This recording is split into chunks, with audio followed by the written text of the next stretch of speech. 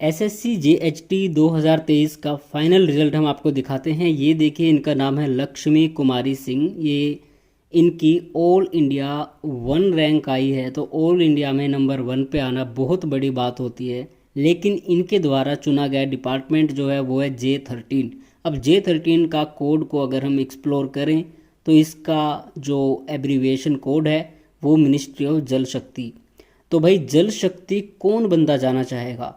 तो सीधे सीधे देखा जाए जहाँ तक है, हालांकि देखो मैं इन पे कोई उंगली नहीं उठा रहा हूँ, हो सकता है ये इनका पर्सनल कुछ अपना ओपिनियन हो, लेकिन सीजीएल में भी ऐसे बहुत सारे लोगों ने गलतियाँ की हैं कि उन्होंने क्या किया है कि भाई सीजीएल में नंबर 2 या 3 आई थी अभी शायद 2022-23 या 21 की, ऐसा कुछ बात है। तो उनको देखो 4800 ग्रेड पेपर वो जा सकता है, मतलब हर एक की यही ख्वाहिश होती है कि मुझे 4800 का ग्रेड पे मेरे लेवल 8 में मैं जाऊं। लेकिन उन्होंने यहाँ पे क्या गलती की, 8 या 9 लेवल आता है अपना, तो उन्होंने गलती क्या की भाई, उन्होंने 2800 ग्रेड पे की नौकरी ली। अब देखो, ऑल इंडिया नंबर 1 रैंकिंग आ रही है और 2800 ग्रेड पे की नौकरी ले रहे हैं, जबकि वो लेवल 8 में जा सकते थे। तो ऐसी ही गलती मुझे लगता है यहाँ पे हो रही है। क्योंकि देखो, जीएचटी में कोई भी बंदा या तो भैया वो डायरेक्ट सीनियर बनना चाहेगा कि मैं लेवल 7 में जाऊँगा। अगर उस चीज़ को भी एक साइड में रख दिया जाए कि चलो वहाँ पे प्रमोशन वगैरह नहीं है, तो बंदा सोचेगा कि चलो मैं राजभाषा विभाग में जाऊँ, सीबीडीटी में जाऊँ, किसी और बड़े कैडर वाले विभाग में जाऊँ। लेकिन इन्होंने चुना मिनिस्ट्री ऑफ जल शक्ति। तो मुझे, मेरे ओपिनियन के अनुसार मुझे लगता है कि इनसे ऑप्शन फॉर्म भरने में गलती हुई है। देखो, 2022 से पहले एसएससी ऑफलाइन ऑप्शन फॉर्म लेता था, मतलब सारे स्टेज आपकी करा के एग्ज़ाम की, और फिर डॉक्यूमेंट वेरिफिकेशन करता था। उसके बाद आपसे एक ऑफलाइन, मतलब एक हार्ड कॉपी के रूप में फॉर्म लेता था और उसको वो ऑनलाइन अपलोड करते थे अपने अनुसार। उसके बाद मतलब 2022 से लेकर 2021 के बाद इन्होंने क्या किया कि कैंडिडेट अपने आप ही अपना ऑनलाइन ऑप्शन फॉर्म भरेगा। अब ऑप्शन फॉर्म होता क्या है, इसका कितना बड़ा रोल होता है आपके सिलेक्शन में? अगर आपने गलत भर दिया तो हो सकता है कि आपका सिलेक्शन भी ना हो। तो इस वीडियो में हम यही चर्चा करेंगे कि कितना इम्पोर्टेंट होता है और किन चीज़ों का आपको ध्यान रखना चाहिए। तो बात करते हैं हम सीएचटी, स्पेशली हमारा फोकस सीएचटी पे ही रहेगा। तो आगे बढ़ते हैं यहाँ पे।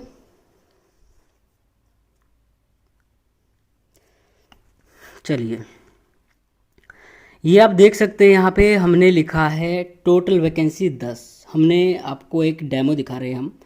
टोटल 10 वैकेंसी है, उनमें टोटल 15 कैंडिडेट है, मतलब 15 कैंडिडेट ऑप्शन फॉर्म भरेंगे 10 वैकेंसीज के लिए, लेकिन सिलेक्ट होंगे केवल 8। और अब ये आप सोच रहे होंगे कि यार 10 वैकेंसीज पे तो 10 के 10 सिलेक्ट होने चाहिए, वैकेंसी 2 जो है खाली कैसे रह जाएंगी? तो अभी वही चीज़ पे हम आएंगे। तो आगे चलते हैं। आपको यहाँ पे हम कुछ हमने नमूने लिए हैं डिपार्टमेंट्स के और उनके नाम हम आपको यहाँ पे दिखा देते हैं।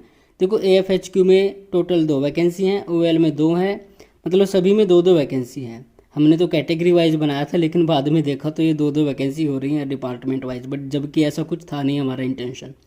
तो यूआर में 3 वैकेंसी, ओबीसी में 2, एससी में 1 हमने लिया, एसटी में 2 ली हैं और ईडब्ल्यूएस में 2 ली हैं। ये चीज़ आप ध्यान से समझो, उसके बाद ही आपको वीडियो समझ में आएगी।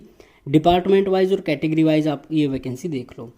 अब आगे चलते हैं। खाली जो वैकेंसी रहती हैं वो कौन सी वैकेंसी रहेंगी, कौन सी डिपार्टमेंट में रहेंगी, कौन सी कैटेगरी के लिए रहेंगी, तो आप यहाँ पे देखिए। अब एक्सटर्नल अफेयर्स में यूआर की वैकेंसी खाली रहने वाली है। उसके बाद ईडब्ल्यूएस में सीबीडीटी की वैकेंसी जो वो खाली रहने वाली है। अब ये कैसे खाली रही, चलिए यहाँ पे हम आपको दिखा देते हैं। तो ये देखिए, हनी का हमने एग्जाम्पल लिया, कैंडिडेट का नाम हनी, ये एससी कैटेगरी से हैं और इनके 300 मार्क्स आए हैं। मतलब जितने सारे अपने 15 कैंडिडेट थे ना, ऑल इंडिया टॉप के है इन्होंने, आप ये मान लो। अब इन्होंने अपनी प्रेफरेंस क्या दी है, देखो इन्होंने एएफएचक्यू दिया है, ओएल दिया उसके बाद में। तो एएफएचक्यू में अब सीधी सीधी बात है कि भैया जो टॉपर कैंडिडेट है, मतलब हाईएस्ट जिसके मार्क्स आए हैं, तो उसको पहली प्रेफरेंस ही मिल जाएगी, नो डाउट। आपके मन में भी यही होगा। अब देखो इनको कौन सी मिलती है, ये क्या इनको माइंस मिल गई कि ये कैसे हो सकता है? अब आप एक बार ज़रा सोच के देखो।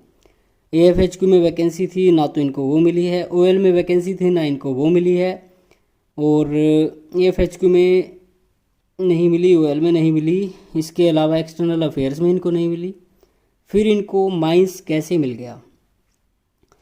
तो इनको माइंस कैसे मिला, इनकी कैटेगरी में एक ही वैकेंसी थी वही मिली, अपनी कैटेगरी में आए, क्योंकि यहाँ पे देखो पेपर 1 में इन्होंने एससी कैटेगरी से क्वालिफाई किया था पेपर 1। अगर आप किसी भी रिक्रूटमेंट में उसकी एक भी स्टेज रिजर्वेशन से क्वालिफाई कर लेते हो तो फिर आप यूआर कैटेगरी में नहीं जा सकते, ठीक है। तो इसीलिए इनको इनकी कैटेगरी की वैकेंसी मिली है। आगे फिर आते हैं हनी के बाद बनी, इनके इसके बाद 295 नंबर हैं, ये एसटी कैटेगरी से आते हैं अपने। तो इनका क्या सिस्टम है भाई, इनका भी देख लेते हैं। इन्होंने प्रेफरेंस दी है माइंस, सीबीडीटी, एएफएचक्यू, एक्सटर्नल और ओएल। इनको मिलता है एएफएचक्यू, जो कि इन्होंने तीसरे नंबर पे दिया है। अब एएफएचक्यू इनको कैसे मिला है, देखो माइंस इन्होंने भरा है यहाँ पे, तो माइंस में इनके लिए कोई वैकेंसी नहीं है क्योंकि माइंस वाले तो भाई ले गया। यूआर में कोई वैकेंसी नहीं है क्योंकि यूआर में काउंट हो रहे हैं। उसके बाद सीबीडीटी में वैकेंसी है नहीं यूआर के लिए, फिर एएफएचक्यू है तो एएफएचक्यू में इसलिए इनको तीसरे नंबर का मिल गया। ऐसे आपका ये ऑप्शन फॉर्म काम करता है। अब आते हैं ट्रैप। ट्रैप ने क्या किया भैया, यूआर कैटेगरी से हैं एएफएचक्यू, ओएल, एक्सटर्नल, सीबीडीटी और माइंस।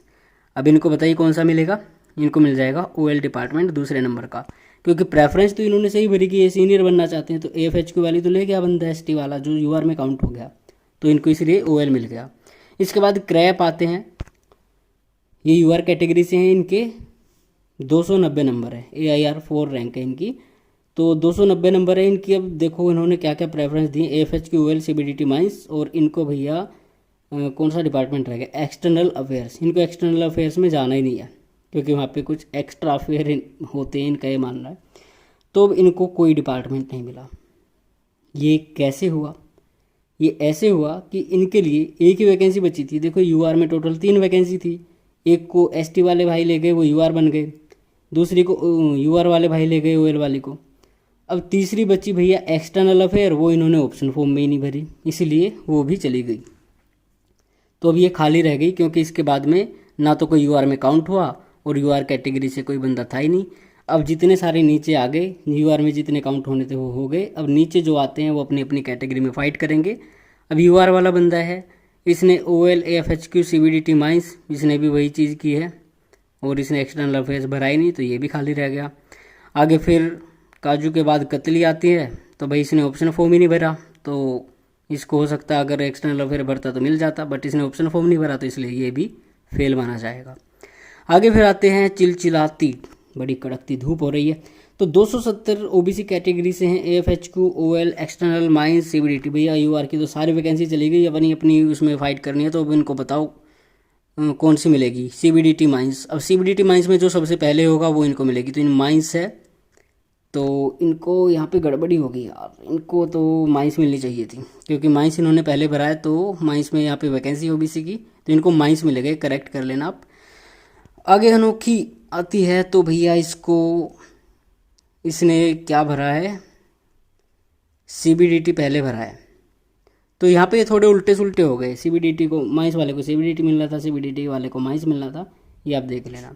इसके बाद आते हैं नटखट। नटखट ने क्या किया, ये ऐसी कैटेगरी से हैं, एक्सटर्नल, सीबीडीटी, ओएल, माइंस, एएफएचक्यू सारे भर दिए, इनको कुछ नहीं मिला। क्यों, क्योंकि इनके में एक ही वैकेंसी थी और वही टॉपर ले गया, तो अब इनके लिए कुछ नहीं बचा।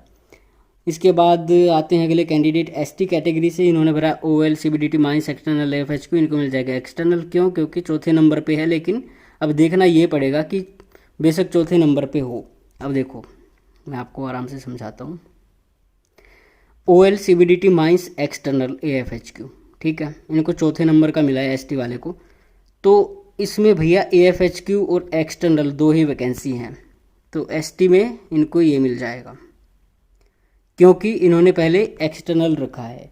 अगर पहले एएफएचक्यू रखते तो सीनियर बन जाते, बट या तो इनको इंटरेस्ट नहीं है सीनियर बनने में, या फिर इनसे गलती हो गई जो इन्होंने एक्सटर्नल को पहले रख दिया। इसके बाद ये सिद्धू जी आते हैं, तो इन्होंने क्या किया है, एससी कैटेगरी से कुछ भी भर लो भाई, आपके में वैकेंसी चली गई। इसके बाद ईडब्ल्यूएस वाले ने भी यही किया है कि ऑप्शन फॉर्म भरा ही नहीं, तो फेल माना जाएगा। इसके बाद फिर ये अगले कैंडिडेट आते हैं नंबर 12 पे, इनको मिल जाएगा ओएल, ये ईडब्ल्यूएस कैटेगरी से हैं और ईडब्ल्यूएस में ओएल की वैकेंसी है, तो ओएल चाहे कोई से भी नंबर पे वो इनको मिल जाएगा। आगे एसटी कैटेगरी से आते हैं, तो भैया इनका भी सारा सिस्टम सेम ही होना है, तो आप समझ गए होंगे।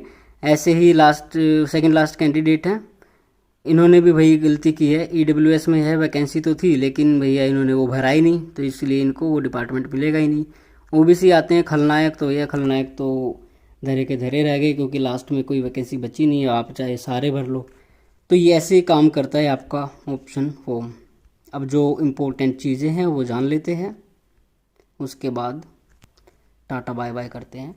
तो यहाँ पे देखो यूआर कैटेगरी में किसको कंसिडर किया जाता है। Number 1, one who is equal to a UR candidate in all parameters, जो यूआर के बराबर हो, मतलब एज क्राइटेरिया वगैरह में। मतलब यूआर के लिए अगर 18 से 30 एज है तो वो बंदा 18 से 30 के बीच का ही हो। नंबर 2 पे कहते हैं भैया वो हर स्टेज में यूआर कैटेगरी में ही क्वालिफाई हुआ होना चाहिए। अब ऐसा नहीं है कि मान लो कोई एससी कैटेगरी से है, उसकी कट ऑफ गई 140 पे, यूआर की गई 150 पे, अगर उसके 150 से उससे ऊपर आएंगे तो ही वो यूआर में काउंट होगा। पेपर 1 और पेपर 2 और जितने सारे आपका अगर इंटरव्यू होता है तो उसमें भी वही सारी सेम चीज़ लागू होती है। नंबर 3 पे फिर कहते हैं भैया one who scores final marks higher than his her category. अब अगर कोई बंदा ओबीसी कैटेगरी से है तो वो अपनी कैटेगरी से ज़्यादा मार्क्स लेके आता है यूआर कैटेगरी के बराबर, तो उसको कंसीडर किया जाएगा यूआर कैटेगरी में। तो यहाँ तक के ये डाउट्स थे, क्लियर हो गए होंगे। अब जो इंपॉर्टेंट चीज़ें हैं, की points for filling up the option cum preference form, option form कैसे भरना है, किन बातों का आपको ध्यान रखना है, वो हम आपको बता देते हैं यहाँ पे। तो देखो यूआर कैंडिडेट जो है वो केवल यूआर कैटेगरी की जिन डिपार्टमेंट्स में वैकेंसीज हैं केवल उनको प्रेफरेंस दें, बाकियों में देने का कोई फ़ायदा है ही नहीं। आगे फिर आते हैं,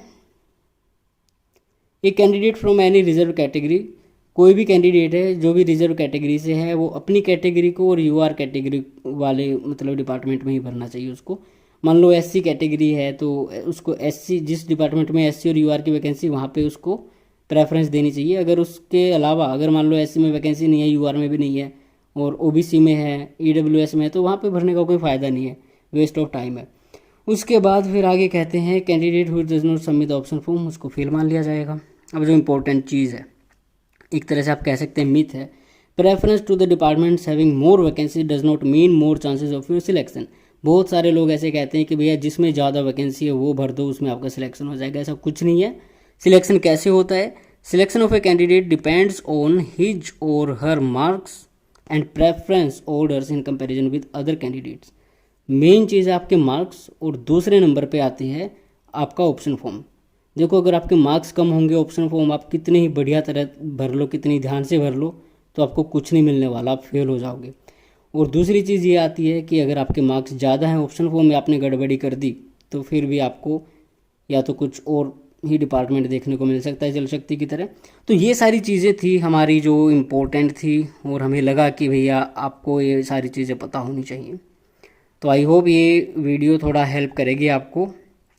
और स्टेट वाइज वैकेंसीज़ की जो वीडियो है वो हमने अपलोड करी दी है, वो भी आप एक बार ज़रूर देख लेना।